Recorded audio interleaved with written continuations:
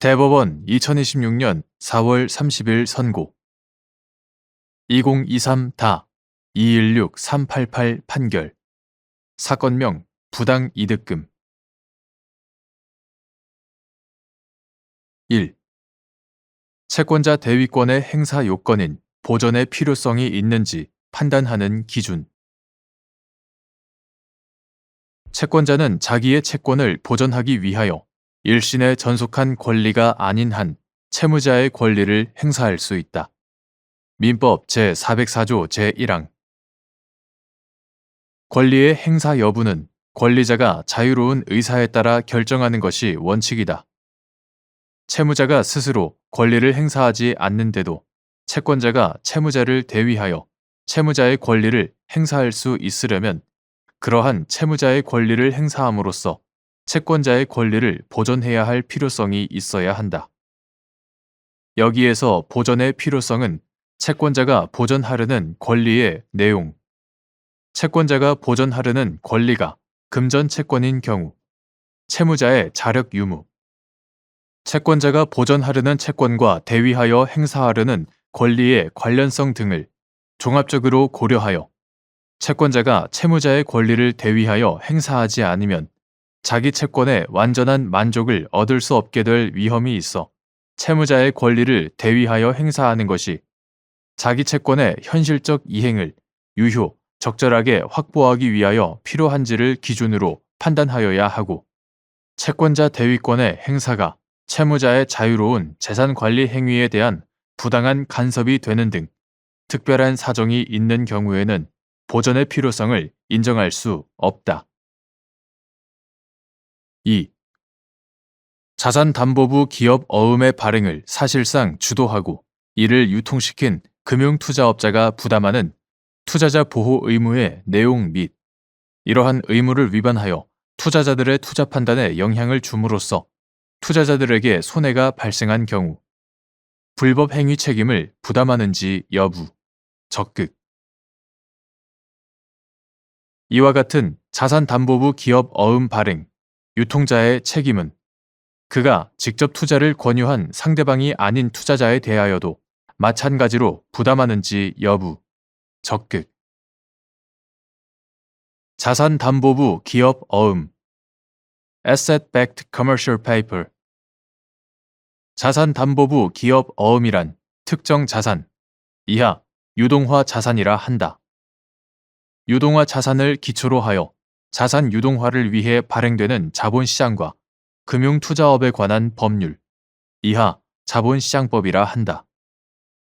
자본시장법 제4조 제3항의 기업 어음을 의미한다. 자산담보부 기업 어음은 일반적인 기업 어음과는 달리 유동화 자산의 현금 흐름으로 상환될 것이 예정되어 있어 유동화 자산의 수익 구조와 위험 요인 및 유동화 자산을 통한 투자 회수 구조 등에 따라 그 투자에 따르는 위험, 이하 유동화 자산 위험이라 한다. 유동화 자산 위험이 달라질 수 있다. 따라서 금융투자업자가 자산담보부 기업 어음의 기초가 되는 유동화 자산 및 유동화 구조 등 주요 내용을 실질적으로 정하고 유동화 자산을 양수할 법인을 설립하여 해당 법인으로 하여금 유동화 자산을 기초로 한 자산담보부 기업 어음을 발행하도록 한 다음 나아가 해당 어음을 자본시장법 제9조 제11항에서 정하는 방법으로 인수하는 등의 방법으로 자산담보부 기업 어음의 발행을 사실상 주도하고 이를 유통시켰다면 이러한 금융투자업자, 이하 자산담보부 기업 어음 발행, 유통자라 한다. 자산담보부 기업 어음 발행, 유통자는 투자자들이 자산담보부 기업 어음에 투자하는데 직접적인 이해관계가 있을 뿐만 아니라 자산담보부 기업 어음 투자에 관하여 1차적으로 정보를 생산하고 이를 제공하는 지위에 있으므로 유동화 자산의 수익 구조와 위험 요인 및 유동화 자산을 통한 투자 회수 구조 등 중요 사항에 관하여 정확한 정보를 생산하여 투자자들에게 제공할 의무가 있다. 만약 유동화 자산이 금융투자 상품이라면 금융투자 상품의 특성 및 위험도의 수준 역시 유동화 자산 위험에 영향을 미치므로 이에 관하여도 정확한 정보를 생산하고 제공할 의무를 부담한다. 나아가 자산담보부 기업 어음 발행, 유통자는 유동화 자산에 관한 정보에 접근할 수 있는 자로서 자산담보부 기업 어음에 대한 신용평가를 의뢰하는 과정에서 유동화 자산 위험이 신용평가에 제대로 반영될 수 있도록 정확한 정보 및 자료를 신용평가회사에 제공하여야 하고, 만약 유동화 자산 위험이 신용평가에 제대로 반영되지 않았음을 알았거나 알 수 있었다면 이러한 부적절한 정보가 만연히 투자자들에게 제공되지 않도록 합리적인 조치를 취하여야 한다. 자산담보부 기업 어음 발행, 유통자가 위와 같은 의무를 위반하여 투자자들의 투자 판단에 영향을 주고 그로 말미암아 투자자들에게 손해가 발생하였다면 그 주의 의무 위반으로 인한 불법 행위 책임을 부담한다. 그리고 이와 같은 자산담보부 기업 어음 발행, 유통자의 책임은 부정확한 정보를 제공하여 투자자의 투자 판단에 영향을 준 것에 기인하므로 그가 직접 투자를 권유한 상대방이 아닌 투자자에 대하여도 마찬가지로 부담한다. 3. 금융투자업자가 투자자 보호 의무를 위반하여 투자자가 투자금을 회수하지 못하는 손해를 입은 경우 금융투자업자의 투자자 보호 의무 위반과 투자자의 손해 사이에 상당 인과 관계가 인정되는지 여부, 적극. 금융투자업자가 투자자 보호 의무를 위반하여 투자자가 투자금을 회수하지 못하는 손해를 입었다면 그러한 손해는 금융투자업자의 투자자 보호 의무 위반으로 투자자의 투자에 관한 의사결정권이 침해되어 투자자가 의도하지 아니한 투자 위험을 지게 된 결과이므로 위와 같은 금융투자업자의 투자자 보호 의무 위반과 투자자의 손해 사이에는 상당 인과관계가 있다고 할 것이다. 4. 금융투자업자가 투자자 보호 의무를 위반하여 투자자에게 손해가 발생한 경우 손해액을 산정하는 방법과 그 기준 시점, 미회수 금액의 발생이 확정된 시점, 불법 행위로 인한 손해배상 책임은 원칙적으로 위법 행위 시에 성립하지만 위법 행위 시점과 손해 발생 시점 사이에 시간적 간격이 있는 경우에는 손해가 발생한 때에 성립하고 지연 손해금도 그 시점을 기산일로 하여 발생한다. 여기서 손해란 위법한 가해 행위로 인하여 발생한 재산상의 불이익, 즉 위법 행위가 없었더라면 존재하였을 재산 상태와 위법 행위가 가해진 현재의 재산 상태의 차이를 말하는 것이고, 손해의 발생 시점이란 이러한 손해가 현실적으로 발생한 시점을 의미하는데, 현실적으로 손해가 발생하였는지는 사회 통념에 비추어 객관적이고 합리적으로 판단하여야 한다. 금융투자업자가 투자자 보호 의무를 위반하여 투자자에게 손해가 발생한 경우 그 손해액은 금융투자 상품을 취득하기 위하여 지급한 금전의 총액에서 금융투자 상품의 처분, 그 밖의 방법으로 투자자가 회수하였거나 회수할 수 있는 금전 등의 총액을 뺀 금액이므로 이와 같이 금융투자업자의 투자자 보호 의무 등의 위반에 따른 투자자의 손해는 미회수 금액의 발생이 확정된 시점에 현실적으로 발생하고 그 손해액 역시 위 시점을 기준으로 산정하여야 한다. 5. 자산담보부 기업 어음을 매입한 투자자 갑은행이 위 어음의 발행 및 유통을 주도한 금융투자업자, 을증권회사 등을 상대로 투자금을 회수하지 못한 손해에 관하여 투자자 보호 의무 위반에 따른 손해배상 등을 청구한 사안에서 을회사 등의 손해배상 책임을 인정하면서 갑은행은 어음의 만기가 도래함으로써 어음을 취득하기 위해 지급한 투자금에서 어음과 관련하여 회수하였거나 회수 가능한 금액을 공제한 돈 상당의 손해를 입은 것이라고 한 사례.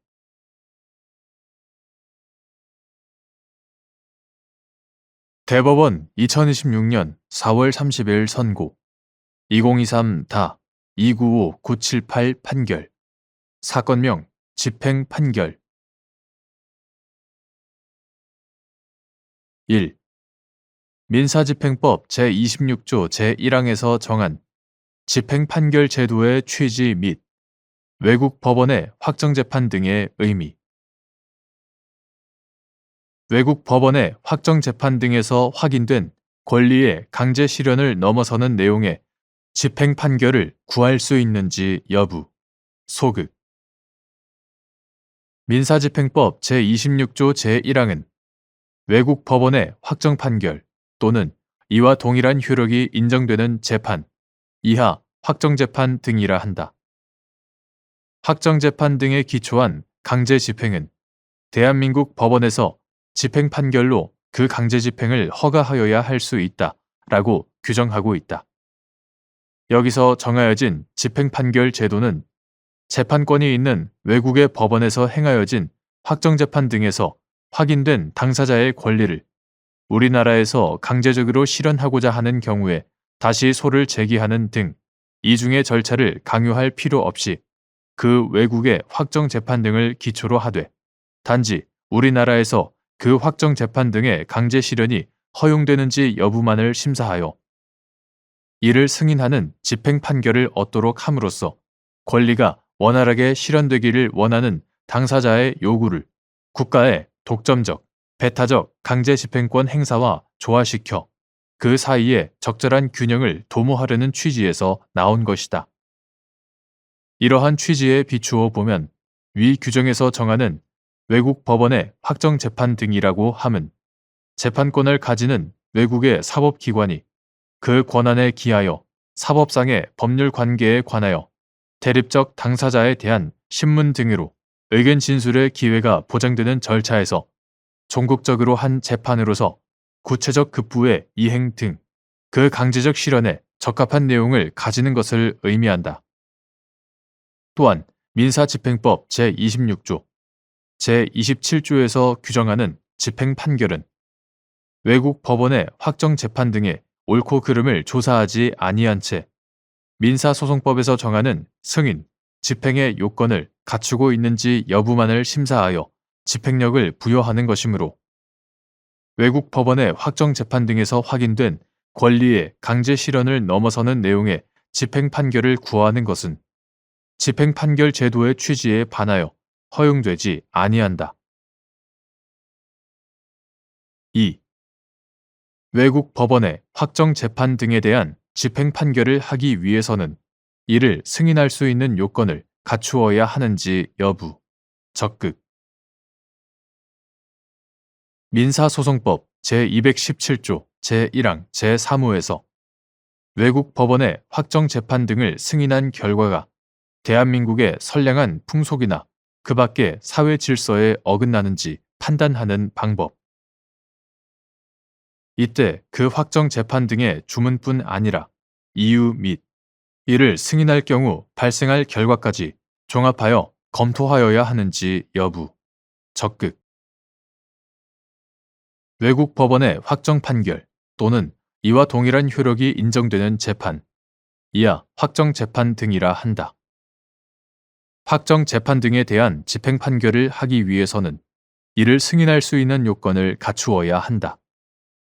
민사소송법 제217조 제1항 제3호는 외국 법원의 확정 재판 등의 승인이 대한민국의 선량한 풍속이나 그 밖의 사회 질서에 어긋나지 아니할 것을 외국 재판 승인 요건의 하나로 규정하고 있다.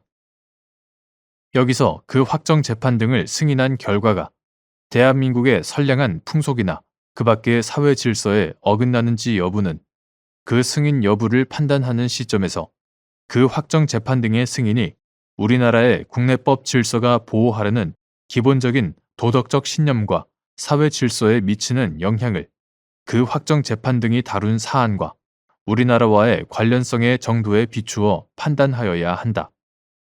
이때 그 확정 재판 등의 주문뿐 아니라 이유 및 이를 승인할 경우 발생할 결과까지 종합하여 검토하여야 한다. 3. 대한민국 국적의 갑이 미국 영주권자로 미국에서 거주하던 중 유언을 남기지 않고 사망한 후 국내 법원에서 을을 갑의 상속재산 관리인으로 선임하는 심판을 하여 그 심판이 확정되었는데 병이 미국 법원에서 자신을 갑의 상속재산 관리인으로 임명하고 자신에게 갑의 상속재산을 관리할 모든 권한을 부여하는 내용의 검인 명령을 받은 다음 국내 법원에서 을을 상대로 대한민국에 소재하는 갑의 상속재산인 부동산에 관하여 위 검인 명령에 기한 병의 매각 강제 집행을 허가한다는 내용의 집행 판결을 구한 사안에서 병의 소가 부적법하다고 본 원심 판단이 정당하다고 한 사례.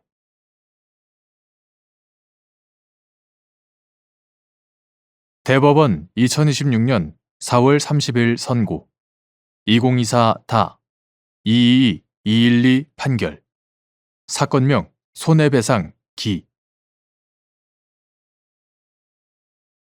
1. 제3자가 통신비밀보호법 제14조 제1항을 위반하여 공개되지 않은 타인 간의 대화를 녹음한 경우 그 녹음한 파일이나 녹취록이 증거 능력이 있는지 여부, 소극.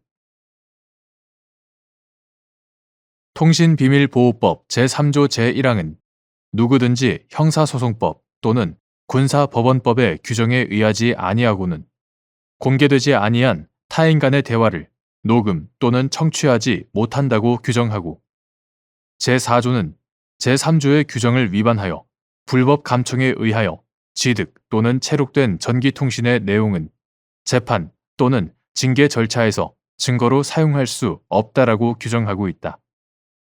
나아가 통신비밀보호법 제14조에서 누구든지 공개되지 아니한 타인 간의 대화를 녹음할 수 없다고 규정하고 제1항 제4조의 규정은 제1항의 규정에 의한 녹음에 관하여 이를 적용한다 라고 하고 있다.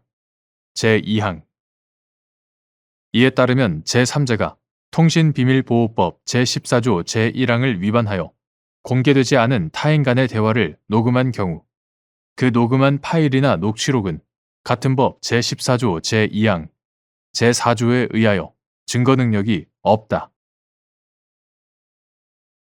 2.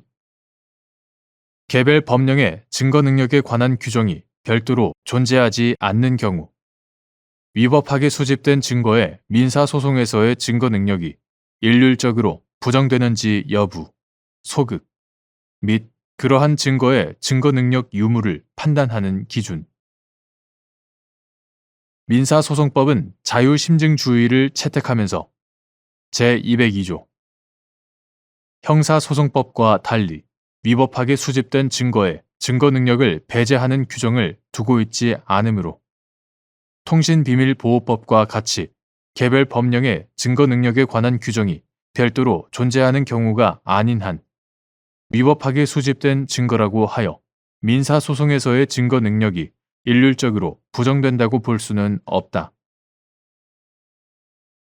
그러한 증거의 증거 능력 유무는 민사소송법의 기본 이념인 재판의 공정과 신의 성실의 원칙을 기초로 상대방의 인격적 이익 등의 보호 이익과 실체적 진실 발견의 가치를 비교 형량하여 개별적으로 결정하여야 한다.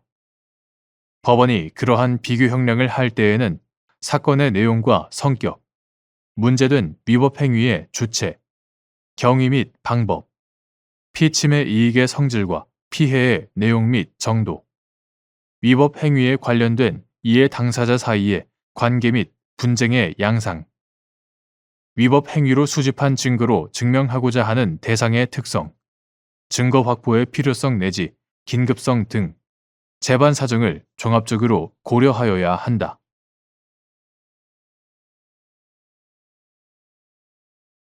대법원 2026년 4월 30일 선고 2025다 210837 판결 사건명 부당이득금 1. 9. 국세기본법 제81조의 4, 제2항에 따라 금지되는 재조사에 기하여 과세처분을 한 경우 그 자체로 위법한지 여부, 원칙적 적극 및 이는 과세관청이 그러한 재조사로 얻은 과세 자료를 과세처분의 근거로 삼지 않았다거나 이를 배제하고서도 동일한 과세 처분이 가능한 경우에도 마찬가지인지 여부. 적극. 9. 국세기본법 2018년 12월 31일 법률 제16097호로 개정되기 전의 것. 이하 같다.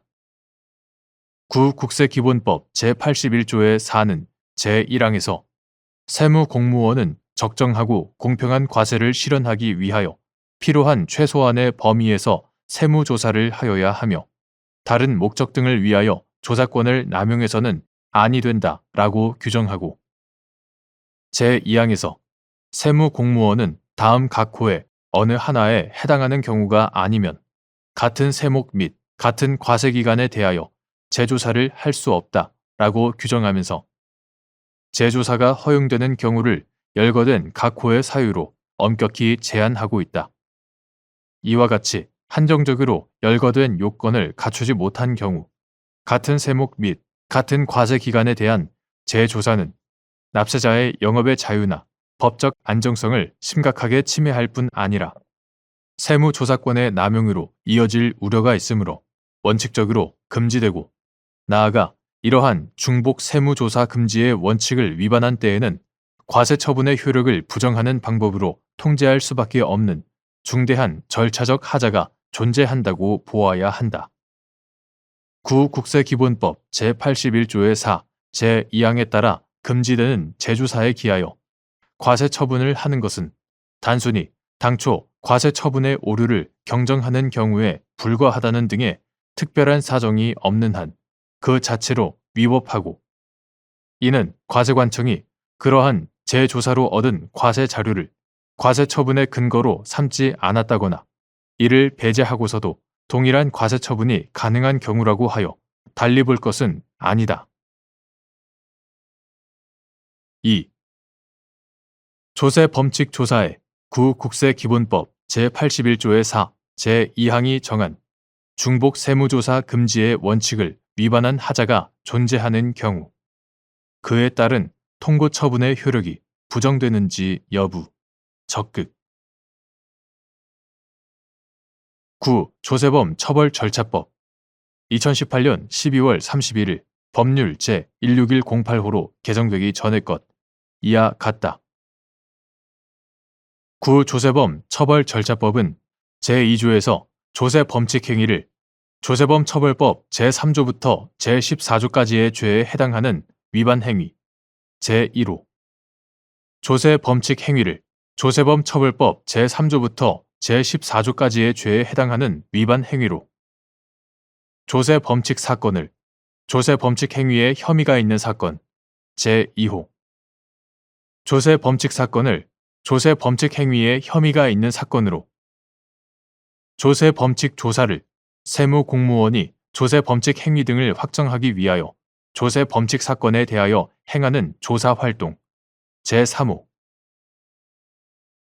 조세범칙 조사를 세무공무원이 조세범칙 행위 등을 확정하기 위하여 조세범칙 사건에 대하여 행하는 조사활동으로 각각 규정하는 한편 제7조 제1항 각 호에서 지방국세청장 또는 세무서장은 조세범칙 행위에 혐의가 있는 자를 처벌하기 위하여 증거 수집 등이 필요한 경우 등에는 조세범칙 조사를 실시하여야 한다고 규정하고 있다. 이러한 조세범칙 조사의 법적 성질은 기본적으로 행정 절차에 해당한다. 한편 9. 조세범 처벌절차법 제13조 제1호는 조세범칙 사건에 대한 처분 중 하나로 통고 처분을 들고 있고 이에 관하여 제15조 제1항 각 호 및 제4항은 지방국세청장 또는 세무서장은 조세범칙 행위의 확증을 얻었을 때에는 대통령령으로 정하는 바에 따라 그 대상이 되는 자에게 그 이유를 구체적으로 밝히고 대통령령으로 정하는 부과 기준에 따른 벌금 상당액 등을 납부할 것을 통고하여야 한다고 규정하고 있다. 이와 같이 조세범칙 행위자에 대하여 지방국세청장 또는 세무서장이 행하는 통고 처분은 법원에 의하여 자유형 또는 재산형에 처하는 형사 절차를 가름하여 과세관청이 조세범칙 행위자에 대하여 금전적 제재를 통고하고 이를 이행한 조세범칙 행위자에 대하여는 고발하지 아니하고 조세 범칙 사건을 신속, 간이하게 처리하는 절차로서 형사사건의 사전 절차로서의 성격을 지닌다. 구국세기본법 2018년 12월 31일 법률 제16097호로 개정되기 전의 것 이하 같다.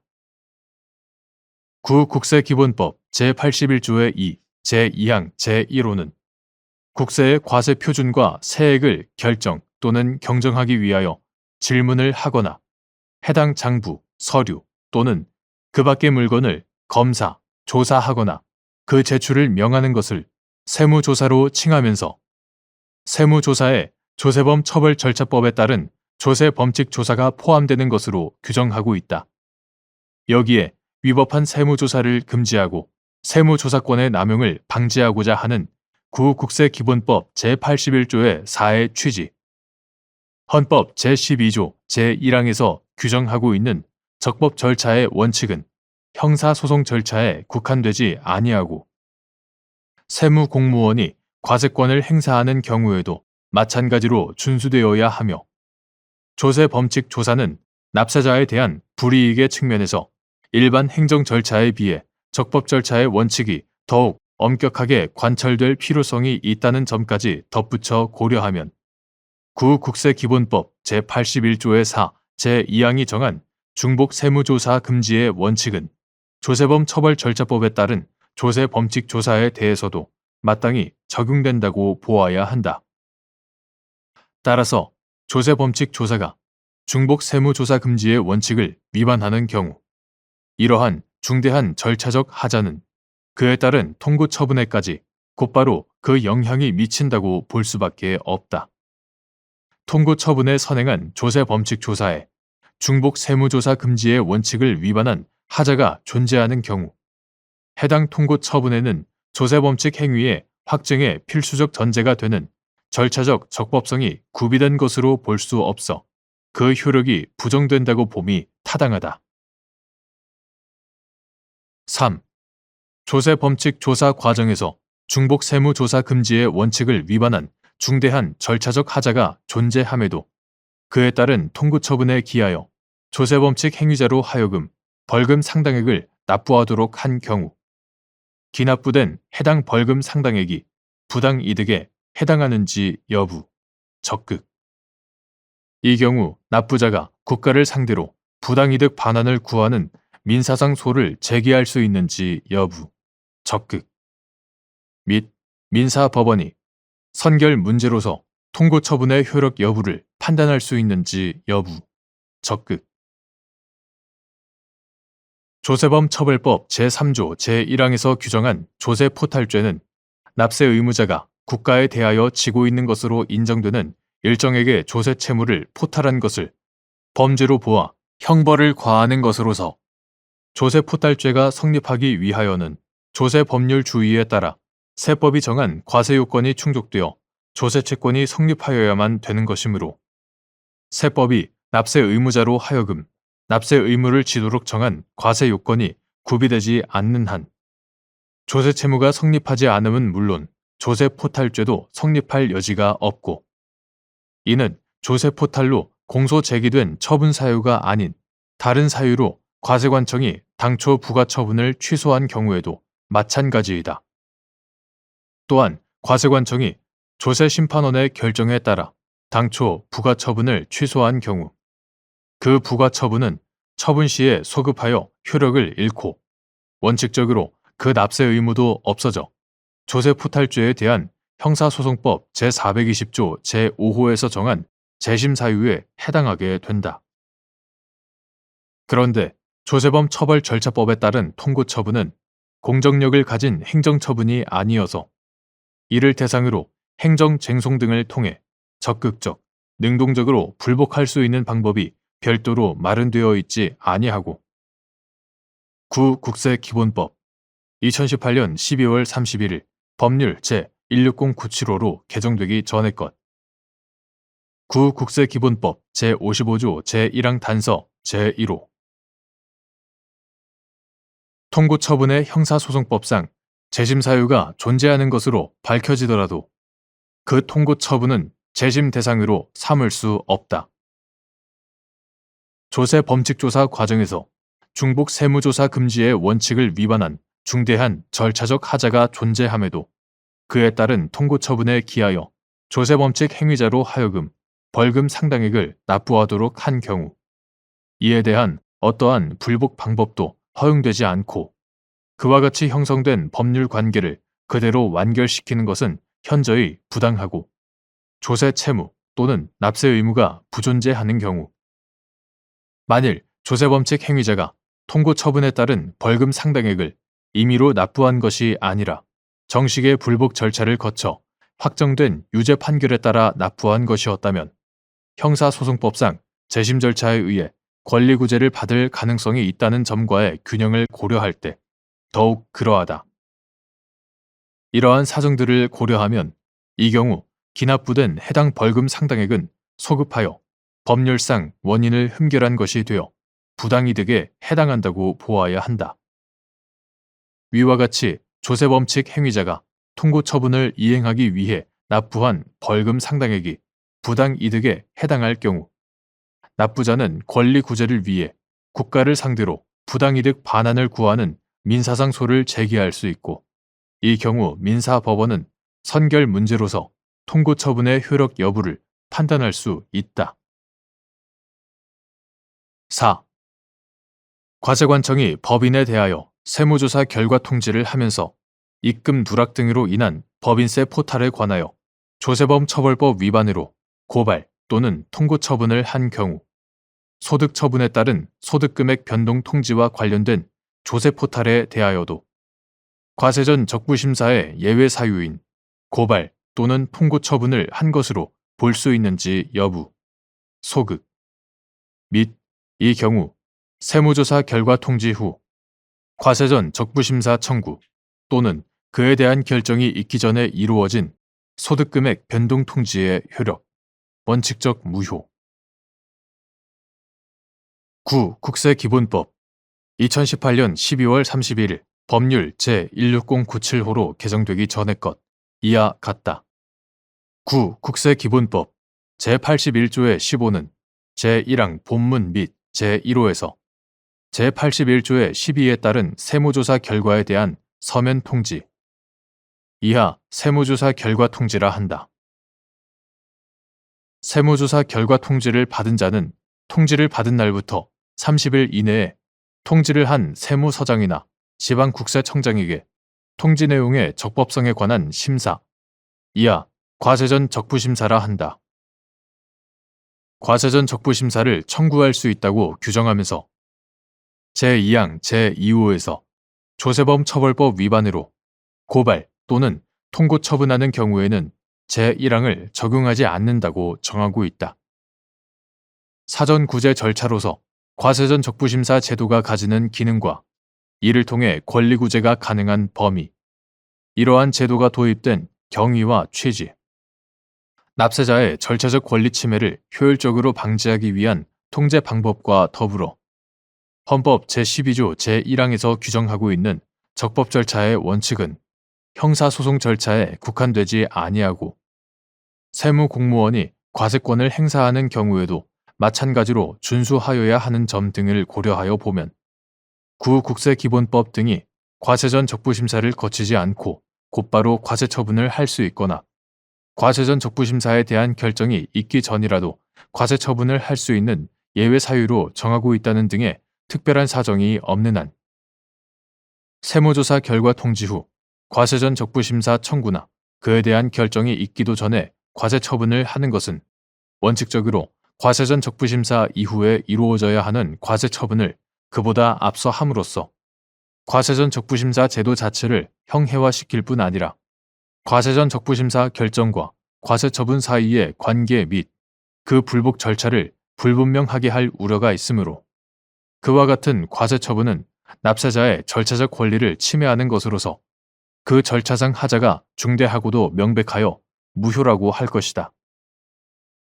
한편 구법인세법 2016년 12월 20일 법률 제14386호로 개정되기 전의 것 구법인세법 제67조는 과세관청이 법인세 과세 표준을 결정 또는 경정을 하면서 입금에 산입한 금액을 그 귀속자 등에게 상여, 배당, 기타 사회 유출, 사내 유보 등 대통령령으로 정하는 바에 따라 소득 처분을 하도록 정하고 그 위임을 받은 구법인세법 시행령 2017년 2월 3일 대통령령 제27828호로 개정되기 전의 것. 구법인세법 시행령 제106조 제1항 제1호 단서는 사회 유출된 금액의 귀속이 불분명한 경우에는 대표자에게 귀속된 것으로 보아 상해로 처분하도록 정하고 있다. 앞서 본 관련 규정의 문헌과 체계, 입법 취지 등에 비추어 보면 과세관청의 입금 산입 등에 따른 법인세 부과 처분과 그 입금 등의 소득 처분에 따른 소득 금액 변동 통지는 각각 별개의 처분이므로 과세관청이 법인에 대하여 세무조사 결과 통지를 하면서 입금 누락 등으로 인한 법인세 포탈에 관하여 조세범 처벌법 위반으로 고발 또는 통고 처분을 하였더라도 이는 포탈한 법인세에 대하여 구국세기본법 제81조의 15 제2항 제2호에 조세범 처벌법 위반으로 고발 또는 통고 처분하는 경우에 해당할 뿐이지 소득 처분에 따른 소득금액 변동 통지와 관련된 조세 포탈에 대해서까지 과세전 적부심사의 예외 사유인 고발 또는 통고 처분을 한 것으로 볼 수는 없다.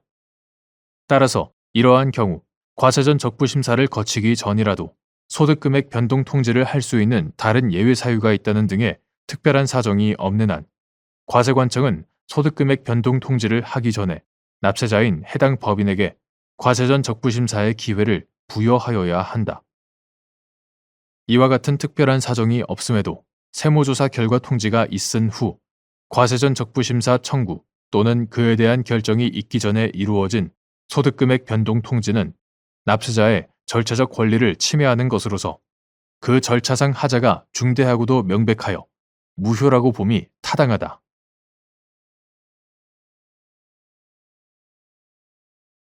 대법원 2026년 4월 30일 선고 2025다 213488 판결 사건명 매매 잔금 등 청구의 소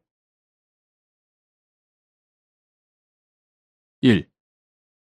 약관의 해석에서 작성자 불이익의 원칙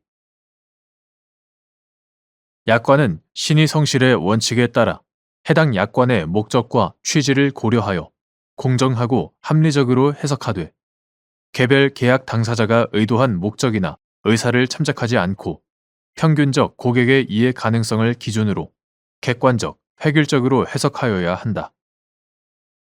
그리고 특정 약관 조항을 그 목적과 취지를 고려하여 공정하고 합리적으로 해석하기 위해서는 특별한 사정이 없는 한 약관 조항의 문헌이 갖는 의미뿐만 아니라 약관 조항이 전체적인 논리적 맥락 속에서 갖는 의미도 고려해야 한다.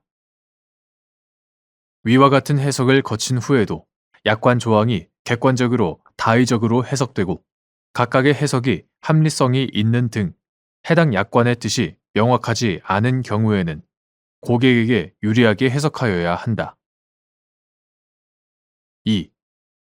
채무 불이행으로 인한 손해배상액의 예정이 있는 경우 채권자는 채무 불이행 사실만 증명하면 예정 배상액을 청구할 수 있는지 여부, 적극 및 이때 채무자가 자신의 귀책 사유가 없음을 주장, 증명함으로써 예정 배상액의 지급 책임을 면할 수 있는지 여부, 원칙적 적극. 채무 불이행으로 인한 손해배상액의 예정이 있는 경우에는 채권자는 채무 불이행 사실만 증명하면 손해의 발생 및 그 액을 증명하지 아니하고 예정 배상액을 청구할 수 있고 채무자는 채권자와 사이에 채무 불이행에 있어 채무자의 귀책 사유를 묻지 아니한다는 약정을 하지 아니한 이상 자신의 귀책 사유가 없음을 주장, 증명함으로써 예정 배상액의 지급 책임을 면할 수 있다. 3. 갑 지역주택조합과 을 등이 체결한 조합 가입 계약에서 조합원이 조합원 자격을 상실하는 경우 기납입한 조합원 분담금 중 갑 조합에 귀속되는 위약금, 조합원 분담금 총 약정금의 10%, 위약금 등을 공제한 납입 원금만을 환불한다고 규정하였는데 을 등이 분담금 중 계약금 미납분에 대한 이행기 도래 전에 조합원 자격을 상실하자 갑조합이 을 등을 상대로 위 환불 규정에 따른 위약금의 지급을 구한 사안에서 위 환불 규정은 위약금을 조합원 분담금 총 약정금의 10%로 정하였는데 위 조합 가입 계약에 따른 총 분담금은 해당 조합원이 배정받은 동호수의 층수에 따라 달라짐에도 아직 동호수가 배정되기 전이므로 조합원 분담금 총 약정금은 고객인 조합원에게 유리하게 분담금 총액이 가장 적은 1층의 분담금 총액을 기준으로 산정하는 것이 합리적이고 한편 갑조합이 주택조합 설립 인가를 받은 날부터 3년 내에 사업계획 승인을 받지 못하였다고 하더라도 그러한 사정만으로 조합원들에 대하여 위약금을 면제할 만큼 조합원들의 조합원 자격 유지 의무 위반에 대한 귀책 사유를 부정하기 어렵다고 한 사례.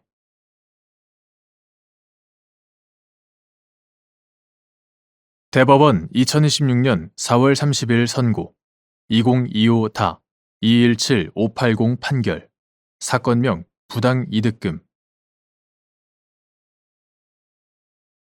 9. 토양환경 보전 법령상 복수의 정화 책임자가 있는 경우 선순위 정화 책임자가 정화 비용을 최종적으로 부담하고 후순위 정화 책임자에게 구상권을 행사하지 못하는지 여부 원칙적 적극 예외적으로 선순위 정화 책임자가 후순위 정화 책임자에게 구상권을 행사하는 것이 허용되는지 여부 적극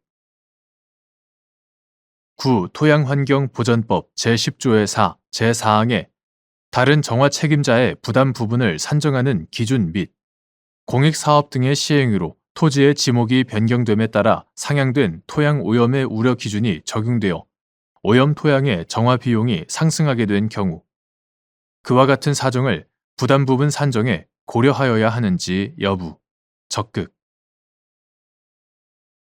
지목 변경이 제대로 이루어지지 않았거나 지목이 잘못 기재되는 등의 사정으로 토지의 지목과 현황이 일치하지 않게 된 경우 토양 오염의 우려 기준을 정하는 기준 현황 9. 토양환경보전법 2025년 10월 1일 법률 제21065호로 개정되기 전의 것 이하 같다. 9. 토양환경보전법 제10조의 4 제1항은 다음 각 호의 어느 하나에 해당하는 자는 정화 책임자로서 제15조 제3항 등에 따라 토양 정밀 조사, 오염 토양의 정화 또는 오염 토양 개선 사업의 실시, 이하 토양 정화 등이라고 한다. 토양 정화 등을 하여야 한다고 규정하면서 제1호에서는 토양 오염물질의 누출, 유출, 투기, 방치 또는 그 밖의 행위로 토양 오염을 발생시킨 자를 제4호에서는 토양 오염이 발생한 토지를 소유하고 있었거나 현재 소유 또는 점유하고 있는 자를 들고 있다. 같은 조 제3항은 시장 등은 토양 정화 등을 명할 수 있는 정화 책임자가 둘 이상인 경우에는 대통령령으로 정하는 바에 따라 해당 토양 오염에 대한 각 정화 책임자의 귀책 정도, 신속하고 원활한 토양 정화의 가능성 등을 고려하여 토양 정화 등을 명하여야 한다고 규정하고 있다.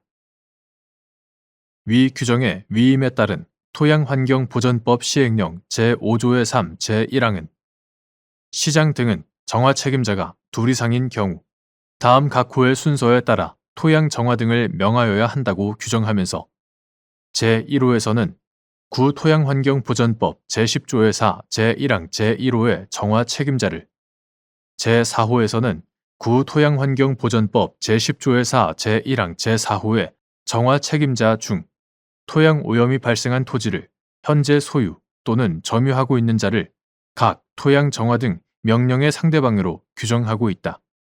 또한 구토양환경보전법 제10조의 4 제4항은 제15조 제3항 등에 따라 토양 정화 등의 명령을 받은 정화 책임자가 자신의 비용으로 토양 정화 등을 한 경우에는 다른 정화 책임자의 부담 부분에 관하여 구상권을 행사할 수 있다고 규정하고 있다. 위와 같은 관계 법령의 내용 및 체계에 구토양환경보전법 제10조의 4, 제3항, 제4항 및 토양환경보전법 시행령 제5조의 3, 제1항이 복수의 정화 책임자에 대한 토양 정화 등 명령의 순서 및 구상권에 관하여 정하고 있는 점까지 보태어 보면 선순위 정화 책임자는 정화 비용을 최종적으로 부담하여야 하고 후순위 정화 책임자에게 구상권을 행사하지 못하는 것이 원칙이라고 보아야 한다. 그러나 자기 책임의 원칙이나 형평의 원칙에 비추어 선순위 정화 책임자가 후순위 정화 책임자에게 구상권을 행사하는 것을 허용하여야 하는 예외적인 경우도 충분히 상정할 수 있다. 토양환경보전법령이 정한 정화 책임의 우선순위는 신속하고 효과적인 토양 정화라는 공법적인 관점을 우선하여 정해진 것일 뿐 사인 간의 구체적 이익 형량의 문제까지 고려한 것이라고 보기는 어렵다. 그러므로 구상권의 행사가 허용되는 정화 책임자들 사이의 최종적인 비용 부담은 형평의 원칙 등까지 구체적으로 고려하여 민사법적으로 정해져야 한다. 다수의 정화 책임자 사이의 구상관계를 규정한 구토양환경보전법 제10조의 4, 제4항에 다른 정화 책임자의 부담 부분은 토양 오염의 원인 및 토양 오염 물질의 종류와 양, 정화 책임자가 토양 오염 및 정화 비용 발생에 기여한 정도와 귀책 사유, 토양 오염의 정화에 따른 이익의 귀속 조치와 정화 비용의 발생 경위 등을 고려하여 합리적으로 판단하여야 한다. 특히 공익사업 등의 시행으로 토지의 지목이 변경됨에 따라 상향된 토양 오염의 우려 기준이 적용되어 오염 토양의 정화 비용이 상승하게 된 경우에는 그와 같은 사정을 부담 부분 산정에 충분히 고려하여야 한다. 한편 구토양환경보전법 시행규칙 2024년 12월 12일 환경부령 제11345로 개정되기 전의 것 구토양환경보전법 시행규칙 제1조의 5 별표 3 비고 제6호 본문은 토양 오염의 우려 기준을 조치명령 당시의 지목을 기준으로 하도록 정하고 있다. 그러나 토지 소유자가 적법하게 토지의 형질 변경에 대한 개발 행위 허가 등을 받아 토지를 이용하였으나 지목 변경만이 이루어지지 않았거나 행정청의 잘못된 업무 처리로 지목이 잘못 기재되는 등의 사정으로 토지의 지목과 현황이 일치하지 않게 된 경우에는 현황을 기준으로 우려 기준을 정함이 타당하다.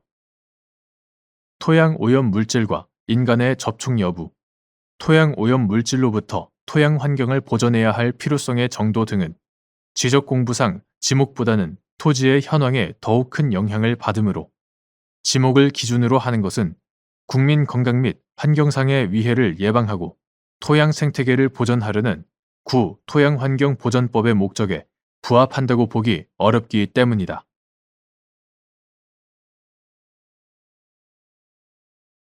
대법원 2026년 4월 30일 선고 2025다 219-757 등 판결 사건명 임금 등 노사 간의 실제 연장 근로시간 또는 휴일 근로시간과 관계없이 일정 시간을 연장 근로시간 또는 휴일 근로시간으로 간주하기로 합의한 경우 실제 연장 근로시간 또는 휴일 근로시간이 합의한 시간에 미달하더라도 합의한 시간을 기준으로 연장 근로수당 또는 휴일 근로수당을 산정하여야 하는지 여부, 적극 및 이는 야간 근로시간의 경우에도 마찬가지인지 여부, 적극 근무 형태나 근무 환경의 특성 등을 감안하여 노사 간의 실제의 연장 근로시간 또는 휴일 근로시간과 관계없이 일정 시간을 연장 근로시간 또는 휴일 근로시간으로 간주하기로 합의하였다면 사용자로서는 근로자의 실제 연장 근로시간 또는 휴일 근로시간이 위 합의한 시간의 미달함을 이유로 근로시간을 다투는 것이 허용되지 않는다. 따라서 이러한 합의가 있는 경우 근로기준법상 통상임금을 기초로 구 근로기준법 2018년 3월 20일 법률 제15513호로 개정되기 전의 것. 구근로기준법 제56조가 정한 기준에 따라 연장 근로수당 또는 휴일 근로수당을 산정할 때에는 실제의 연장 근로시간 또는 휴일 근로시간이 위 합의한 시간에 미달하더라도 합의한 시간을 기준으로 삼아야 한다. 이는 야간 근로시간의 경우에도 마찬가지이다.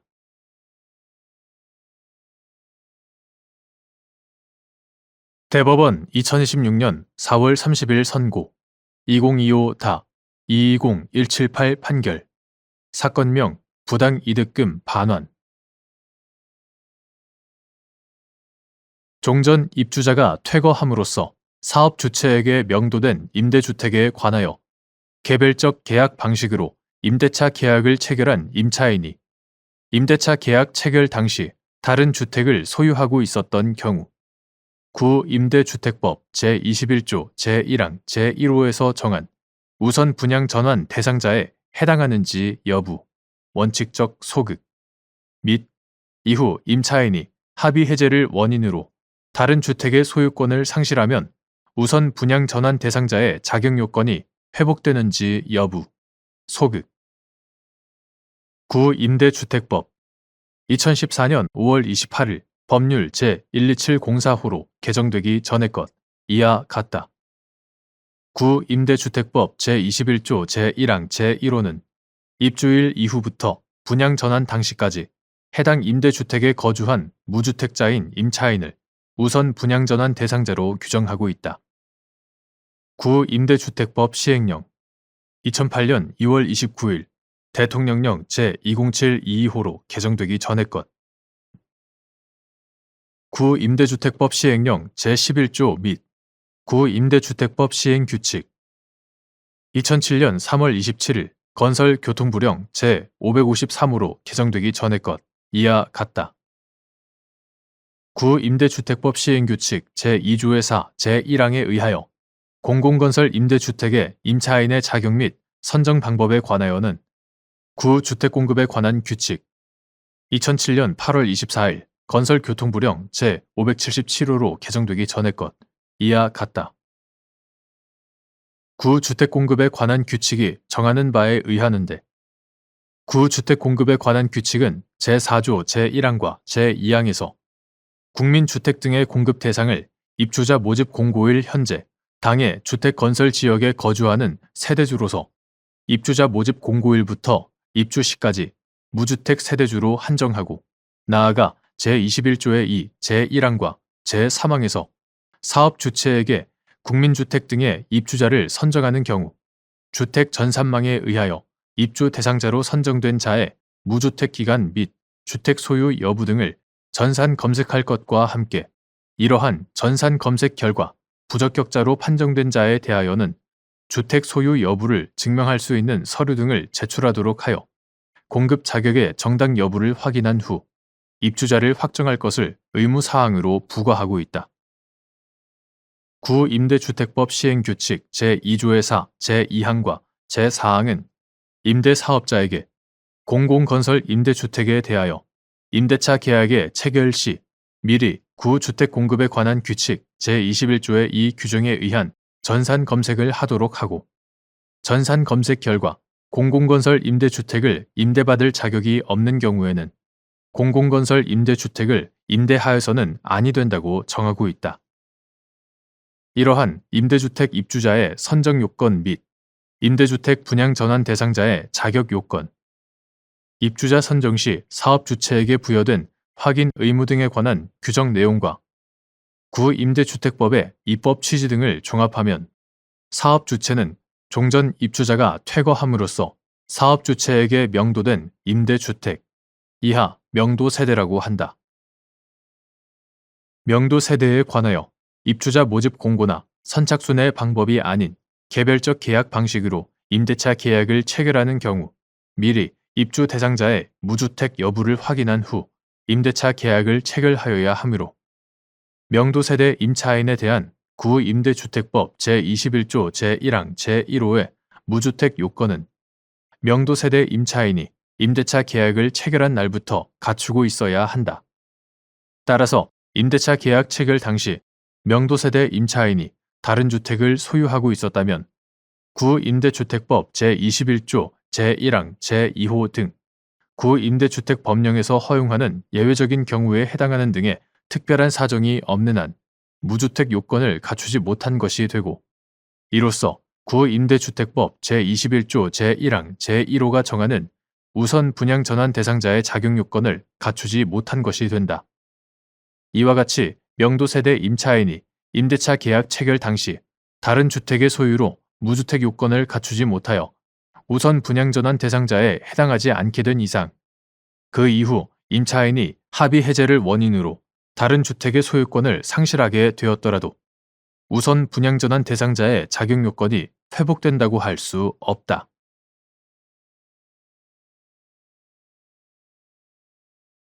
대법원 2026년 4월 30일 선고 2025-220458 판결 사건명 소유권 이전 등기 절차 이행 등의 소 1. 법원이 부적법한 소송수개 신청을 받아들여 소송을 진행한 후 소송수개 신청인이나 소송수개 피신청인을 당사자로 하여 선고한 판결이 위법한지 여부 적극 법원이 부적법한 소송수개 신청을 받아들여 소송을 진행한 후 소송수개 신청인이나 소송수개 피신청인을 당사자로 하여 판결을 선고하였다면 소송에 관여할 수 있는 적법한 당사자가 법률상 소송 행위를 할 수 없는 상태에서 심리되어 선고된 것이어서 마치 대리인에 의하여 적법하게 대리되지 아니하였던 경우와 마찬가지로 위법하다. 2.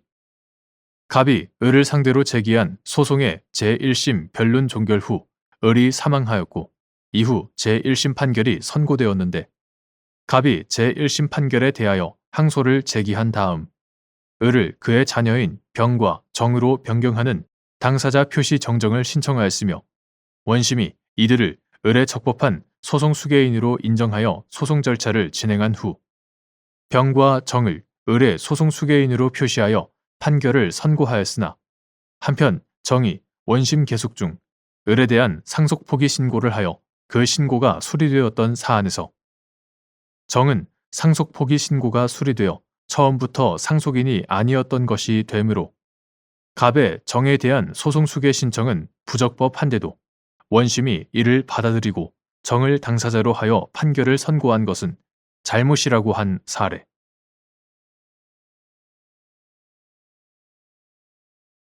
대법원 2026년 4월 30일 선고 2024-61780 판결 사건명 상속세 부과처분 취소 1.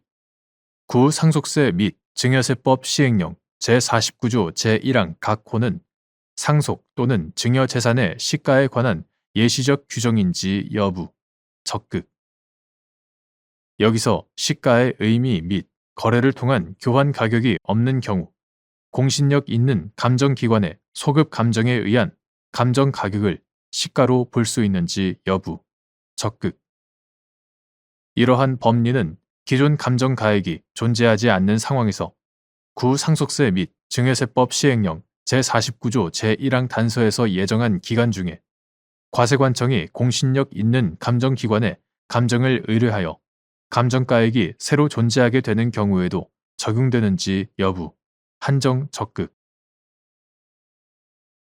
구상속세 및 증여세법 2020년 12월 22일 법률 제17654호로 개정되기 전의 것 구상속세 및 증여세법 제60조 제2항의 위임에 따른 구상속세 및 증여세법 시행령 2020년 2월 11일 대통령령 제3039일호로 개정되기 전의 것 이하 구상증세법 시행령이라 한다. 구상증세법 시행령 제49조 제1항 각 호는 상속 또는 증여재산의 시가로 볼 수 있는 대표적인 경우를 예시한 것에 불과하다. 여기서 시가란 원칙적으로 일반적이고 정상적인 거래에 의하여 형성된 객관적 교환 가격을 의미하지만 이는 객관적이고 합리적인 방법으로 평가한 가액도 포함하는 개념이므로 거래를 통한 교환 가격이 없는 경우에는 공신력 있는 감정기관의 감정 가격도 시가로 볼 수 있고 그 가액이 소급 감정에 의한 것이라 하여도 달라지지 않는다. 이러한 법리는 기존 감정 가액이 존재하지 않는 상황에서 구상증세법 시행령 제49조 제1항 단서에서 예정한 기간, 즉 평가 기간이 경과한 후부터 법정 결정 기한까지의 기간 중에 과세관청이 공신력 있는 감정기관에 감정을 의뢰하여 감정 가액이 새로 존재하게 되는 경우에도 위 단서 규정이 정한 요건이 모두 충족되고 그 감정이 객관적이고 합리적인 방식으로 이루어져 해당 감정 가액이 객관적 교환 가치를 적정하게 반영하고 있다고 인정되는 한 마찬가지로 적용된다고 보아야 한다. 2. 구상속세 및 증여세법 시행령 제49조 제1항 단서에 따른 가격 변동의 특별한 사정 유무를 판단할 때 시간의 경과에 따른 일반적인 가격 변동 사유가 고려 대상에서 배제되는지 여부, 소극.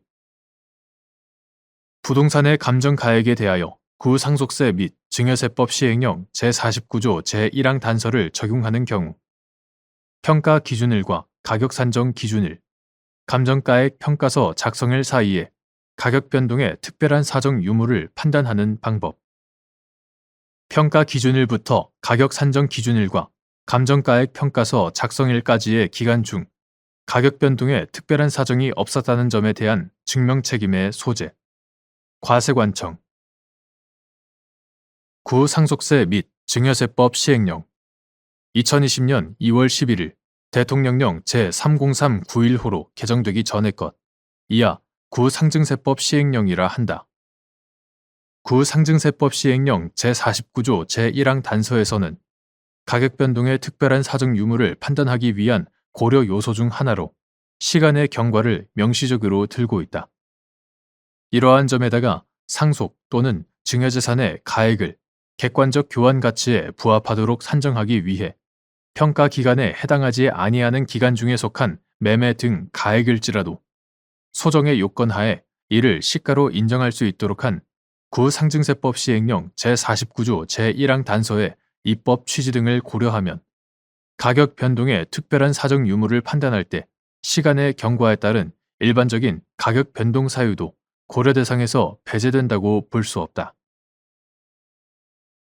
부동산의 감정 가액에 대하여 구상증세법 시행령 제49조 제1항 단서를 적용하는 경우 평가 기준일과 가격 산정 기준일, 감정가액 평가서 작성일 사이의 가격 변동의 특별한 사정 유무는 해당 기간에 상속 또는 증여재산의 가액에 유의미하게 영향을 미치는 변동사항이 발생함으로써 해당 감정가액이 평가 기준일 현재의 객관적 교환 가치를 적정하게 반영한 것으로 볼 수 없는지를 중심으로 판단하여야 한다.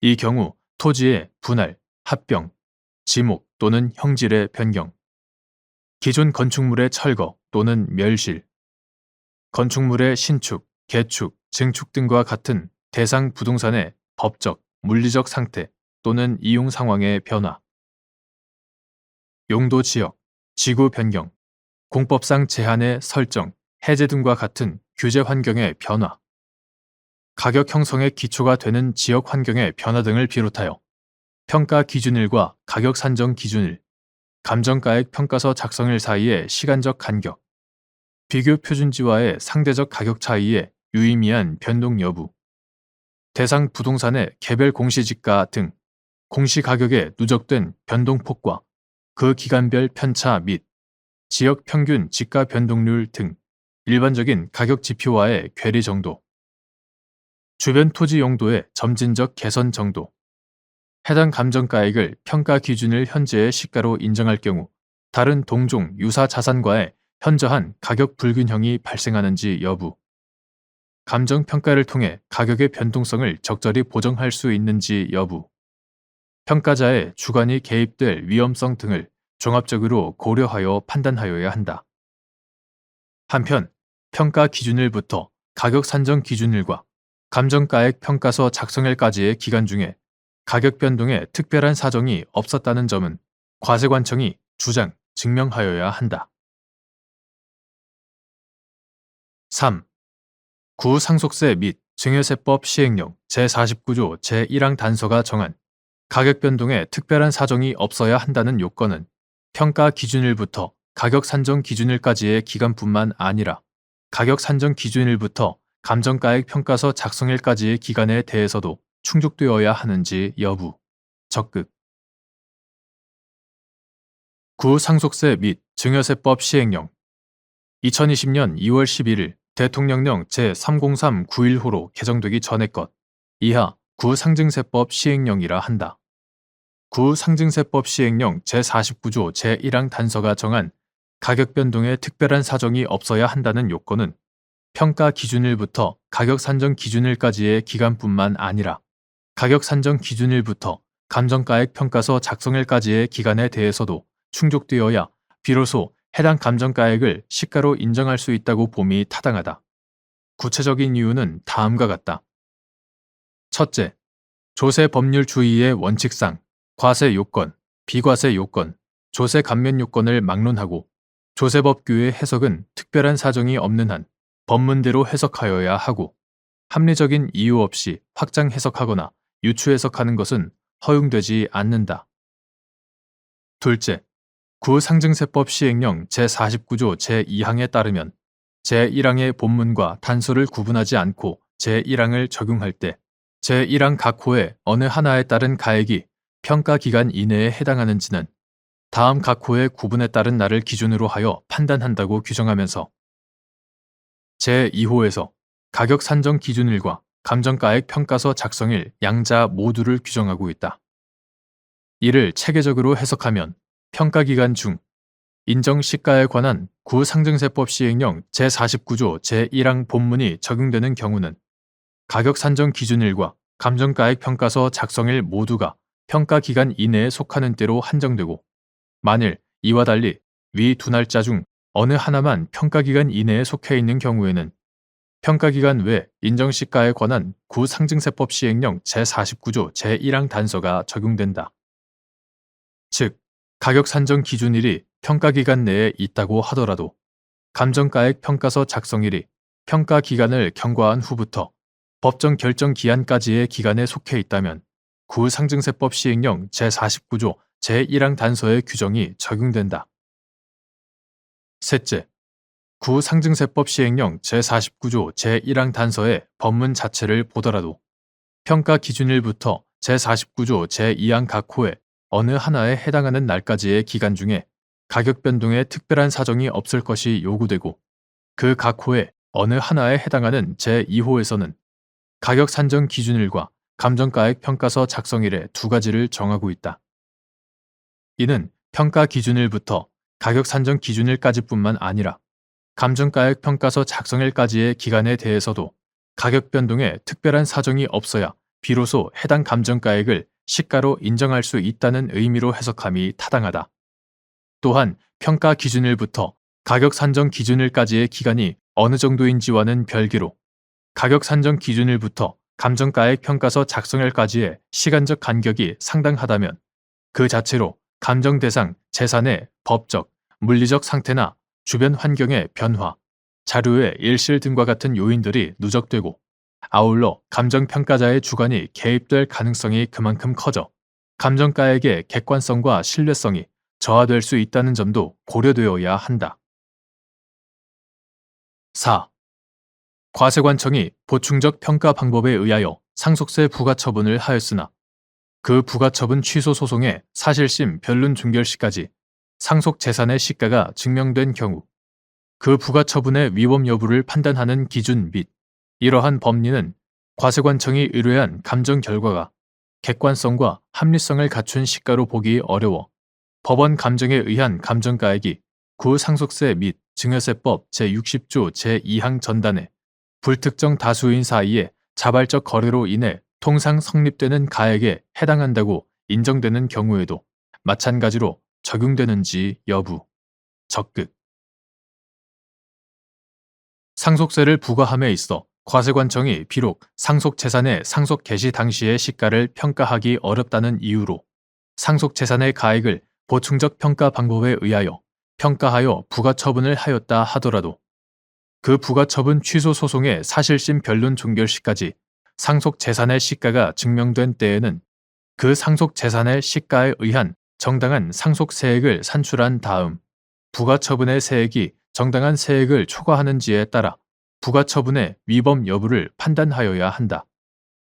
이러한 법리는 과세관청이 보충적 평가 방법에 의하여 상속재산 가액을 산정한 경우뿐 아니라 과세관청이 상속 개시 당시의 시가를 평가하기 위해 의뢰한 감정 결과가 객관성과 합리성을 갖춘 시가로 보기 어려워 법원 감정에 의한 감정 가액이 구상속세 및 증여세법 2020년 12월 22일 법률 제17654호로 개정되기 전의 것 구상속세 및 증여세법 제60조 제2항 전단에 불특정 다수인 사이의 자발적 거래로 인해 통상 성립되는 가액에 해당한다고 인정되는 경우에도 마찬가지로 적용된다. 5. 법원이 선임한 감정인에 의한 감정은 구상속세 및 증여세법 시행령 제49조 제1항에서 정하고 있는 감정과 그 법적 성격과 기능을 달리하는지 여부, 적극 및 법원이 상속 또는 증여재산의 시가를 판단하기 위하여 감정을 실시하는 경우 위 규정에서 정한 요건에 구속되는지 여부, 소극 법원이 상속 또는 증여재산의 가액에 관하여 감정을 실시하는 것은 행정소송법 제8조 제2항에 따라 준용되는 민사소송법상 감정에 관한 조항에 근거한 것으로서 소송 절차에서 상속 또는 증여재산의 가액에 관한 사실인정을 위한 증거조사에 해당한다. 법원이 선임한 감정인에 의한 감정은 구상속세 및 증여세법 시행령 2020년 2월 11일 대통령령 제30391호로 개정되기 전의 것 이하 구상증세법 시행령이라 한다. 구상증세법 시행령 제49조 제1항에서 정하고 있는 감정과는 그 법적 성격과 기능을 달리한다.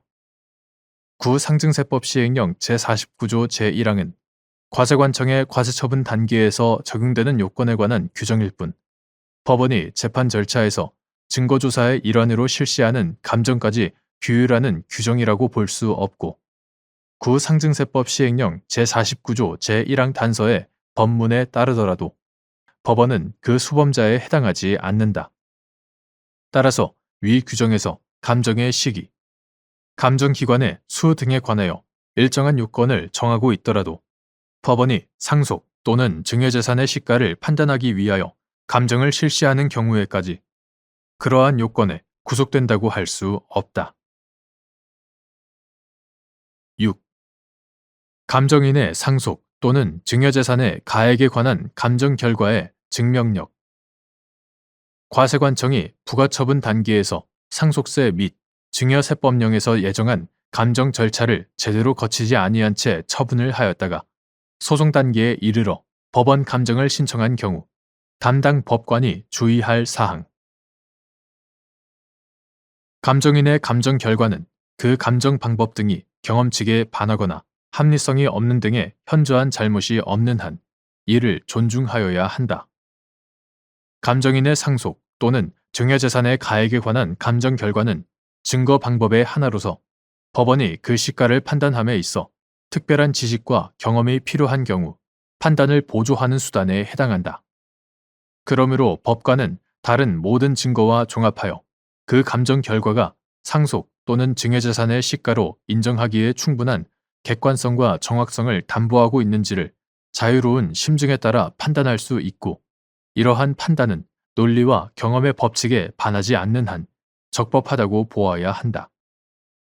다만 과세관청이 부가처분 단계에서 상증세법령에서 예정한 감정 절차를 제대로 거치지 아니한 채 처분을 하였다가 소송 단계에 이르러 법원 감정을 신청한 경우 만일 이를 그대로 허용함으로써 구상속세 및 증여세법 시행령 2020년 2월 11일 대통령령 제30391호로 개정되기 전의 것 구상속세 및 증여세법 시행령 제49조 제1항 단서가 마련한 절차적 통제의 취지가 잠탈 또는 형해화될 우려가 있다고 평가되거나 그 감정 신청이 이미 주장된 시가의 증명을 위하여 필요한 범위를 현저히 벗어나 과세관청에 유리한 자료를 모색적으로 새롭게 확보하기 위한 목적에서 이루어진 때 등에 해당한다면 담당 법관으로서는 과세관청의 감정 신청이 납세자에게 소송 절차의 진행 결과 예기치 못한 불이익을 야기하는 것은 아닌지를 보다 면밀하고 신중하게 심리하여 그 체부를 결정할 필요가 있다. 7.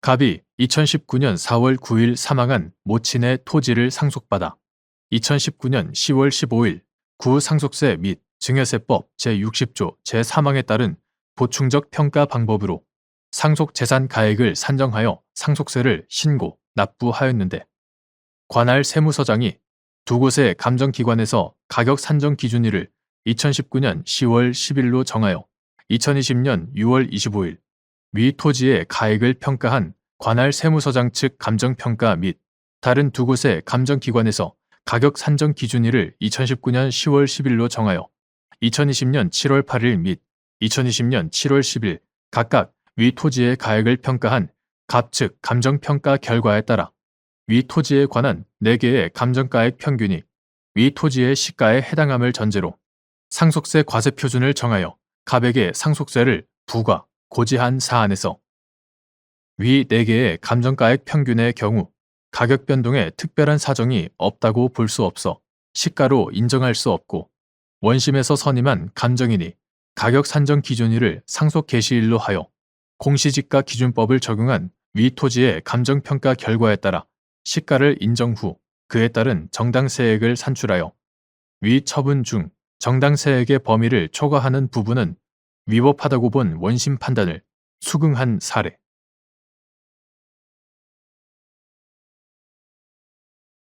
대법원 2026년 4월 30일 선고 2025-2-32321 판결 사건명 취득세 경정 거부 처분 취소 등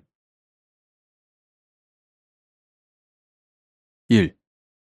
조세법규의 해석 기준 조세법규의 의미는 조세 감면 요건을 정한 해당 법률 조항이 인용하는 다른 법률과 그 시행령의 관련 조항 전체를 고려하여 체계 조화적으로 해석하여야 하는지 여부, 적극.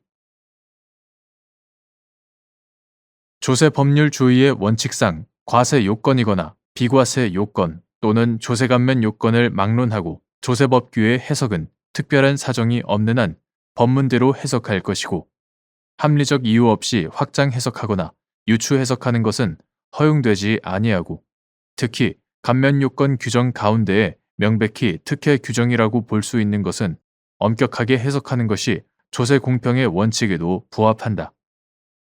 이때 조세법규의 의미는 조세 감면 요건을 정한 해당 법률 조항뿐만 아니라 그 조항이 인용하는 다른 법률과 그 시행령의 관련 조항 전체를 고려하여 체계 조화적으로 해석하여야 한다. 2. 구 지방세 특례 제한법 제58조의 2 제1항이 취득세 및 재산세의 경감 대상으로 규정한 구 산업 집적 활성화 및 공장 설립에 관한 법률 제28조의 5 제1항 제1호에 따른 제조업을 운영하기 위한 시설의 의미 물품 제조 공정을 형성하는 기계, 장치 등의 제조 시설까지 갖춘 공장 9. 지방세 특례 제한법 2020년 1월 15일 법률 제1686호로 개정되기 전의 것 이하 같다.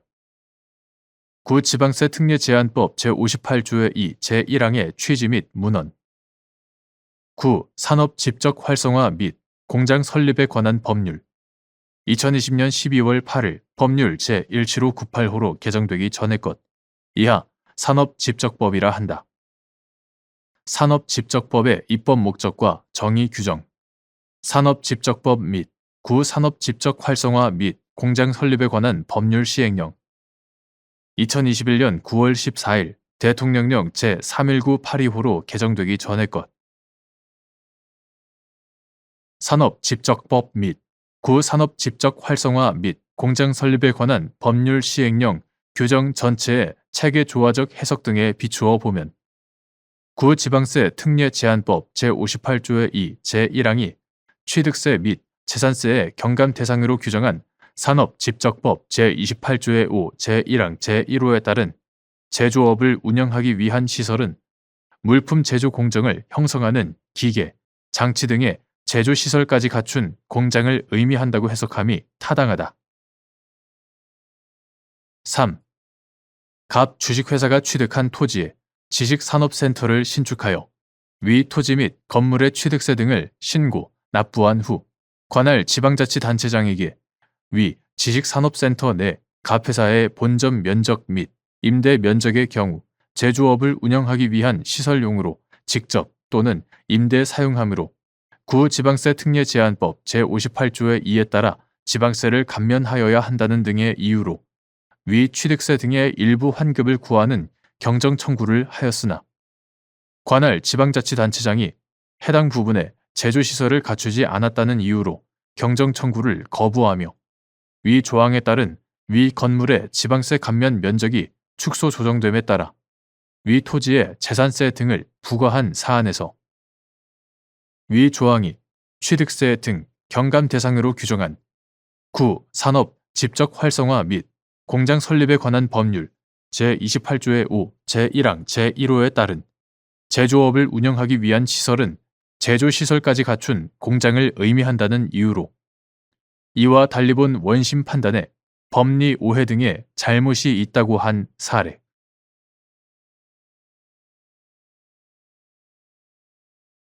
대법원 2026년 4월 30일 선고 2025-2-36013 판결 사건명 법인세 부과 처분 등 취소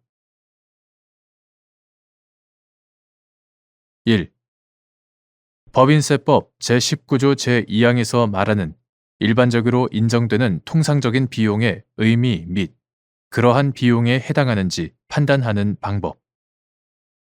사회질서를 위반하여 지출된 비용이 일반적으로 인정되는 통상적인 비용 또는 수익과 직접 관련된 비용에 해당하는지 여부, 원칙적 소급. 법인세법 제19조는 제1항에서 원칙적으로 손금은 해당 법인의 순자산을 감소시키는 거래로 인하여 발생하는 손실 또는 비용 이하 손비라 한다. 손비의 금액으로 한다 라고 규정하면서 제2항에서 원칙적으로 손비는 그 법인의 사업과 관련하여 발생하거나 지출된 손실 또는 비용으로서 일반적으로 인정되는 통상적인 것이거나 수익과 직접 관련된 것으로 한다 라고 규정하고 있다. 여기에서 말하는 일반적으로 인정되는 통상적인 비용이란 납세 의무자와 같은 종류의 사업을 영위하는 다른 법인도 동일한 상황 아래에서는 지출하였을 것으로 인정되는 비용을 의미하고 그러한 비용에 해당하는지는 지출의 경위와 목적, 형태, 액수, 효과 등을 종합적으로 고려하여 객관적으로 판단하여야 할 것인데 특별한 사정이 없는 한 사회질서를 위반하여 지출된 비용은 여기에서 제외되며 수익과 직접 관련된 비용에 해당한다고 볼 수도 없다. 2. 보험회사, 보험대리점 또는 보험중개사가 보험업법 제83조 제1항에서 정한 보험설계사, 보험대리점, 보험중개사, 보험회사 임직원이 아닌 자 또는 다른 보험회사 등에 소속된 보험설계사에게 보험계약의 체결을 중개하거나 대리하는 행위를 하게 하고 이에 대한 수수료 등의 대가를 지급하는 경우 법인세법 제19조 제2항에 일반적으로 인정되는 통상적인 비용이나 수익과 직접 관련된 비용에 해당한다고 보아 이를 손금에 산입할 수 있는지 여부, 소급. 보험업법은 보험업을 경영하는 자의 건전한 경영을 도모하고 보험계약자, 피보험자, 그 밖에 이해관계인의 권익을 보호하여 보험업의 건전한 육성과 국민 경제의 균형 있는 발전에 기여함을 목적으로 제정되었다. 보험업법에서 규제하는 보험사업은 같은 위험에 놓여 있는 다수의 보험 가입자로부터 위험을 인수하여 그 대가로서 위험률에 따른 보험료를 받아 이를 관리, 운영하고 그 가입자에게 불확정한 사고가 생길 때에는 일정한 보험 금액, 기타의 급여를 지급하는 내용이다. 이에 보험업법은 보험 사업의 단체성, 사회성 등이 국가와 사회 경제 생활에 미치게 되는 영향을 고려하여 보험업을 경영하려는 자는 법에 규정된 물적, 인적 요건을 갖추어 보험 종목별로 금융위원회의 허가를 받도록 하였다. 또한 보험 거래는 대량적, 반복적으로 이루어지기 마련이고 미래에 불확실한 사고가 발생해야 비로소 보험 상품의 효용이 드러나는 특성이 있어 통상 보험 계약이 모집을 통해 체결되기 때문에 이에 보험업법은 보험 모집에 관한 여러 규제를 통해 건전한 모집 질서를 확보하고자 하였다. 그러한 결과로 대통령령으로 정하는 경우 외에는 누구든지 보험회사가 아닌 자와 보험계약을 체결하거나 중개 또는 대리하지 못하고 보험업법 제3조 보험설계사, 보험대리점, 보험중개사, 보험회사 임직원 외에는 보험계약의 체결을 중개하거나 대리하는 행위 이하 모집이라 한다. 모집을 할 수 없다. 보험업법 제83조 제1항 그중 보험설계사는 보험회사, 보험대리점 또는 보험중개사 이하 보험회사 등이라 한다. 보험회사 등에 소속되어 보험계약의 체결을 중개하는 자로 보험회사 등은 소속 보험설계사가 되려는 자를 금융위원회에 등록해야 하는 한편 보험업법 제84조 제1항 보험회사 등은 소속 보험설계사가 되려는 자를 금융위원회에 등록해야 하는 한편 다른 보험회사 등에 소속된 보험설계사에게 모집을 위탁하지 못하고 보험업법 제85조 제1항 보험설계사 역시 자기가 소속된 보험회사 등 이외의 자를 위하여 모집을 하지 못한다. 보험업법 제85조 제2항 그 밖에도 보험 모집에 종사하는 자는 구보험업법 2020년 3월 4일 법률 제17112호로 개정되기 전의 것 구보험업법 제99조 제2항 각 호가 규정하는 경우 외에 타인에게 보험 모집을 하게 하거나 그 위탁을 하거나 모집에 관하여 수수료, 보수나 그 밖의 대가를 지급하지 못한다. 나아가 보험업법은 보험대리점이 모집에 관한 위 법의 규정을 위반한 경우 금융위원회가 6개월 이내의 기간을 정하여 업무의 정지를 명하거나 그 등록을 취소할 수 있도록 정하고 있기도 하다. 보험업법 제88조 제2항 제1호 위와 같은 보험업법 규정의 내용과 체계 및 입법 취지를 종합하면 보험회사 등이 보험업법 제83조 제1항에서 정한 자가 아닌 자 또는 다른 보험회사 등에 소속된 보험설계사로 하여금 보험 모집을 하게 하고 이에 대한 수수료 등의 대가를 지급하는 것은 보험업법이 정한 보험 모집에 관한 기본적 질서를 정면으로 위반하여 이를 문란하게 하고 자신 및 다른 보험업 경영자의 건전한 경영 도모는 물론 보험 계약자, 피보험자 등의 권익 보호에 역행하는 행위에 해당한다. 따라서 보험회사 등과 다른 보험회사 등에 소속된 보험설계사 사이의 대가 지급 약정이 사법상 유효한지는 변론으로 이러한 약정에 따라 지급한 돈은 사회질서를 위반하여 지출된 것에 해당하므로 이를 가리켜 법인세법 제19조 제2항에서 말하는 일반적으로 인정되는 통상적인 비용이나 수익과 직접 관련된 비용에 해당한다고 볼 수 없다. 따라서 이를 손금에 산입할 수 없다.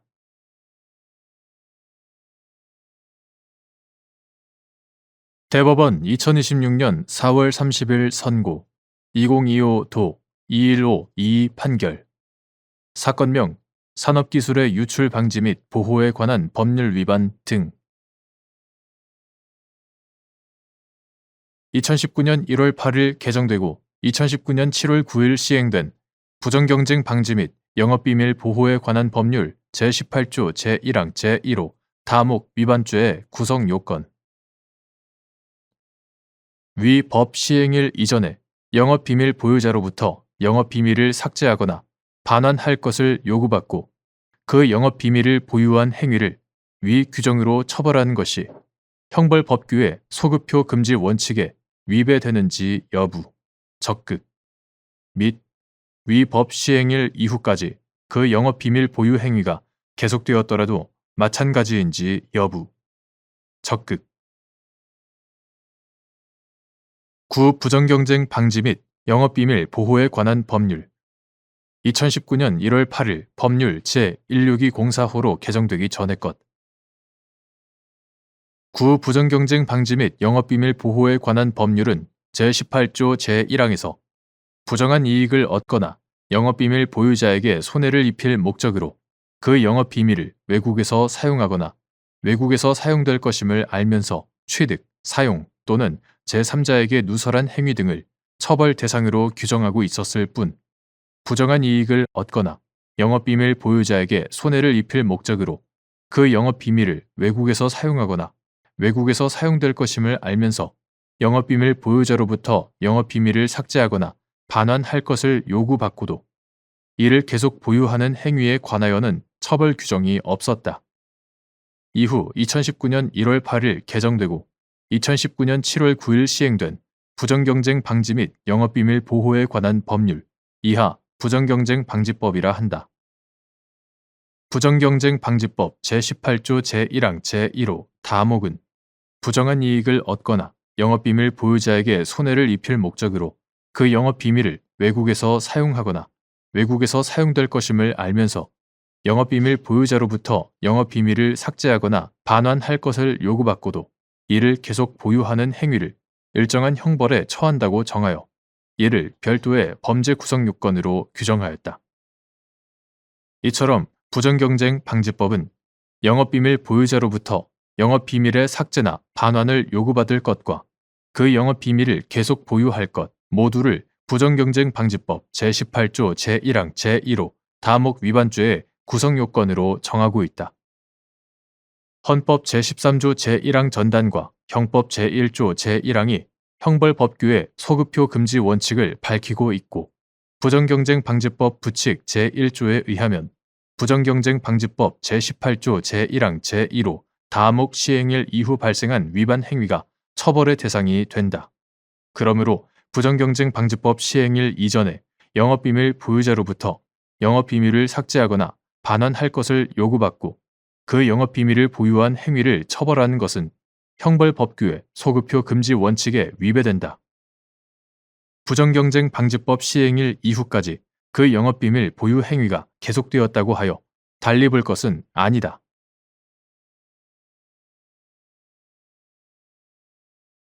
대법원 2026년 4월 30일 선고 2026도 459 판결 사건명 범죄단체 가입 등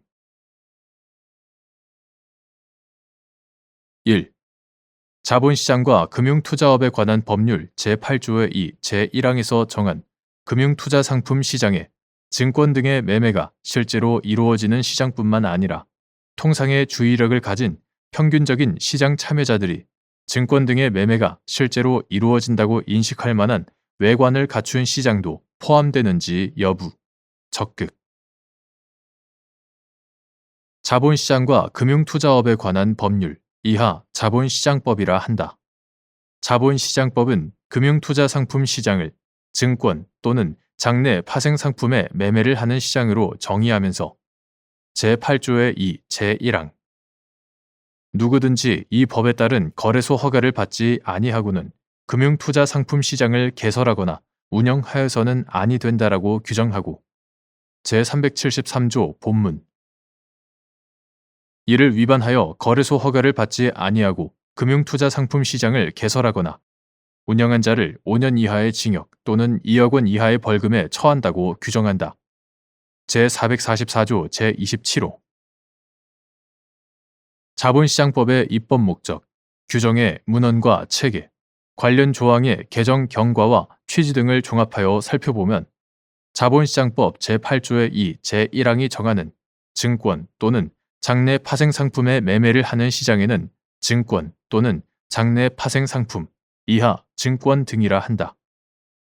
증권 등의 매매가 실제로 이루어지는 시장뿐만 아니라 통상의 주의력을 가진 평균적인 시장 참여자들이 증권 등의 매매가 실제로 이루어진다고 인식할 만한 외관을 갖춘 시장도 포함된다고 보아야 한다. 구체적인 이유는 다음과 같다. 가. 자본시장법이 금융투자상품시장을 개설 또는 운영, 이하 개설 등이라 한다. 개설 등 하려는 자에게 허가를 받도록 요구하면서 그 요건과 신청, 심사 등에 관하여 정한 제373조의 2, 제373조의 3 정한 것은 투자자 보호와 자본시장의 신뢰성 제고라는 자본시장법의 입법 목적을 달성하기 위함이다. 이러한 입법 목적의 구현은 허가를 받지 않고 금융투자상품시장 개설 등을 한 자에 대하여 형사처벌까지 가능하도록 규정함으로써 실효적으로 담보되고 있다. 금융투자상품시장에 참여하는 투자자는 이러한 법적 규제가 작동한다는 신뢰하에 투자에 이르게 된다. 자본시장법이 허가를 받지 않고 금융투자상품시장 개설 등을 한 자를 처벌하는 본질적 이유는 행위자가 허가 없이 금융투자상품시장 개설 등 행위를 함으로써 투자자들의 신뢰를 훼손하고 투자자 보호와 자본시장의 신뢰성 제고라는 입법 목적에 대한 위험을 창출하였다는 점에 있는 것이지, 허가 없이 개설된 금융투자상품 시장에서 매매가 실제로 이루어졌다는 점에 있는 것이 아니다. 오히려 매매가 실제로 이루어지지 않는데도 마치 이루어지는 것과 같은 외관을 갖춘 시장 개설 등을 통해 투자자를 기망하는 경우 형사 제재의 당위성과 필요성은 더욱 크다고 볼 수 있다. 자본시장법 제8조의 2, 제1항은 이 법에서 금융투자상품시장이란 증권 또는 장내 파생상품의 매매를 하는 시장을 말한다라고만 규정할 뿐, 그 매매가 실제로 이루어질 것까지 요건으로 삼고 있지는 않다. 그러므로 통상의 주의력을 가진 평균적인 시장 참여자들이 증권 등의 매매가 실제로 이루어진다고 인식할 만한 외관을 갖추었으나 증권 등의 매매가 실제로 이루어지지 않는 경우까지도 매매를 하는 시장에 포함된다고 보는 것이 문헌의 가능한 의미를 벗어난 해석이라고는 할 수 없다. 거래소 허가를 받지 않은 채 금융투자상품 시장을 개설하였을 뿐 매매가 실제로 이루어지는 등의 운영에는 이르지 않은 경우에도 무허가 금융투자상품 시장 개설 등에 해당하여 처벌 대상이 된다는 점에 비추어 보아도 그러하다. 구 자본시장과 금융투자업에 관한 법률 2013년 5월 28일 법률 제1184호로 개정되기 전의 것 이하 구 자본시장법이라 한다. 구 자본시장법은 거래소 법정 주의에 따라 한국거래소를 설립하고 제373조 한국거래소가 아닌 자가 유가증권시장, 파생상품시장 등의 금융투자상품 거래시장 또는 이와 유사한 시설을 개설하거나 유사한 시설을 이용하여 증권 또는 장내 파생상품의 매매 거래를 하는 것을 금지하고 이를 위반한 경우 형사처벌을 하도록 규정하고 있었다. 제444조 제27호, 제386조 이처럼 구자본시장법은 금융투자상품 거래시장뿐만 아니라 이와 유사한 시설 등도 한국거래소 아닌 자에 의한 개설은 모두 형사처벌 대상에 포함시키고 있었다. 또한 대법원은 한국거래소에서의 실제 선물 거래를 동반하지 않는 사설 선물 거래 사이트의 개설 등도 구자본시장법이 금지하는 거래소 유사시설 개설 등에 포함된다고 판단한 바 있다. 2013년 5월 28일 법률 제1184호로 개정된 후에 자본시장법은 자본시장의 경쟁력 강화를 위하여 종래의 거래소 법정 주의를 폐기하고 복수의 거래소가 설립될 수 있는 거래소 허가 주의를 도입하였다. 이에 따라 한국거래소 아닌 자에 의한 개설 등을 금지 및 처벌하였던 구자본시장법의 규정이 현재의 무허가 금융투자상품시장 개설 등에 대한 금지 및 처벌 규정으로 대체되었다. 그런데 이러한 대체가 구자본시장법과 달리 금지 및 처벌 대상을 오로지 매매가 실제로 이루어지는 금융투자상품 시장의 개설 등으로만 국한하려는 의도에 따른 것이라고 볼 만한 입법 자료는 발견되지 않는다. 2. 자본시장과 금융투자업에 관한 법률상 통상의 주의력을 가진 평균적인 시장 참여자들이 증권 등의 매매가 실제로 이루어진다고 인식할 만한 외관을 갖춘 시장인지 판단하는 기준 통상의 주의력을 가진 평균적인 시장 참여자들이 증권 또는 장내 파생 상품, 이하 증권 등이라 한다. 증권 등의 매매가 실제로 이루어진다고 인식할 만한 외관을 갖춘 시장인지 여부는 시장 참여자들이 증권 등을 매도, 매수하고 그 대금을 입금, 출금하는 기능 등 증권 등의 매매가 실제로 이루어지는 시장과 같은 기능이 구비되어 있는지, 시장 참여자들에게 실제 시세가 제공되고 이에 기반한 거래가 명목상 이루어지며 그 거래 결과에 따른 증권 등의 수량과 가액이 제공되는지, 이러한 외관이 충분히 구체적인지, 실제로 시장에 참여한 자들이 그와 같이 인식하였는지 등 여러 사정을 종합적으로 고려하여 판단하여야 한다.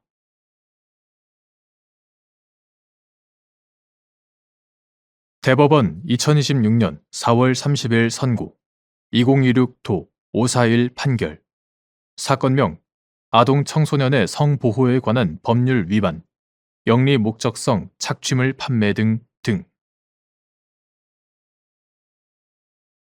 성폭력 범죄의 처벌 등에 관한 특례법 위반, 카메라 등 이용 촬영물 소지 등 성폭력 범죄의 처벌 등에 관한 특례법 위반죄와 성폭력 범죄의 처벌 등에 관한 특례법 위반, 허위 영상물 소지 등 성폭력 범죄의 처벌 등에 관한 특례법 위반죄가 이른바 계속범인지 여부, 적극 카메라 등 이용 촬영물이나 허위 영상물을 자기가 지배할 수 있는 상태에 두고 지배 관계를 지속시키는 행위가 계속된 경우 신설된 각 처벌법규 시행 이후의 소지 행위를 각 성폭력 범죄의 처벌 등에 관한 특례법 위반, 카메라 등 이용 촬영물 소지 등 각 성폭력 범죄의 처벌 등에 관한 특례법 위반죄와 성폭력 범죄의 처벌 등에 관한 특례법 위반, 허위 영상물 소지 등 성폭력 범죄의 처벌 등에 관한 특례법 위반죄로 처벌할 수 있는지 여부, 적극 2020년 5월 19일 법률 제17264호로 개정되어 같은 날 시행된 성폭력 범죄의 처벌 등에 관한 특례법, 이하 성폭력 처벌법이라 한다. 성폭력 처벌법은 카메라 등을 이용하여 성적 욕망 또는 수치심을 유발할 수 있는 사람의 신체를 촬영 대상자의 의사에 반하여 촬영한 촬영물 또는 복제물, 이하 카메라 등 이용 촬영물이라 한다.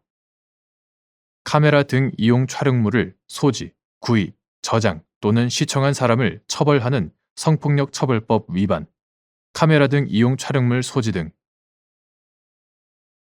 성폭력 처벌법 위반죄의 규정을 신설하였고 제14조 제4항 2024년 10월 16일 법률 제204595호로 개정되어 같은 날 시행된 성폭력 처벌법은 사람의 얼굴, 신체 또는 음성을 대상으로 한 촬영물, 영상물 또는 음성물을 그 영상물 등의 대상자의 의사에 반하여 성적 욕망 또는 수치심을 유발할 수 있는 형태로 편집, 합성 또는 가공한 편집물 등이나 복제물 또는 편집 등을 할 당시에는 대상자의 의사에 반하지 아니한 경우에도 사후에 반포 등에 동의하지 않은 편집물 등 이하 허위 영상물이라 한다.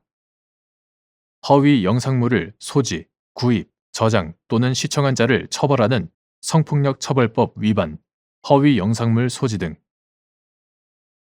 성폭력 처벌법 위반죄의 규정을 신설하였다. 제14조의 2 제4항 여기서 소지란 카메라 등 이용 촬영물이나 허위 영상물을 자기가 지배할 수 있는 상태에 두고 지배관계를 지속시키는 행위를 말하므로 성폭력 처벌법 위반, 카메라 등 이용 촬영물 소지 등 성폭력 처벌법 위반죄와 성폭력 처벌법 위반, 허위 영상물 소지 등 성폭력 처벌법 위반죄는 카메라 등 이용 촬영물이나 허위 영상물임을 알면서 소지를 개시한 때부터 지배관계가 종료한 때까지 하나의 죄로 평가되는 이른바 계속범이다. 계속범에 관한 기존 처벌법규에 대하여 그 표현이나 형량과 관련한 개정을 하는 경우가 아니라 애초에 죄가 되지 않던 행위를 구성요건의 신설로 계속범의 처벌 대상으로 삼는 경우에는 신설된 계속범의 처벌법규가 시행되기 이전의 행위에 대하여는 신설된 법규를 적용하여 처벌할 수 없다. 그러나 계속범의 실행 행위가 처벌법규 시행 전에 게시되어 종료되지 않은 채 계속된 이상, 처벌법규가 시행된 이후의 행위에 대하여는 신설된 법규를 적용하여 처벌할 수 있다. 따라서 계속범인 성폭력처벌법 위반, 카메라 등 이용 촬영물 소지 등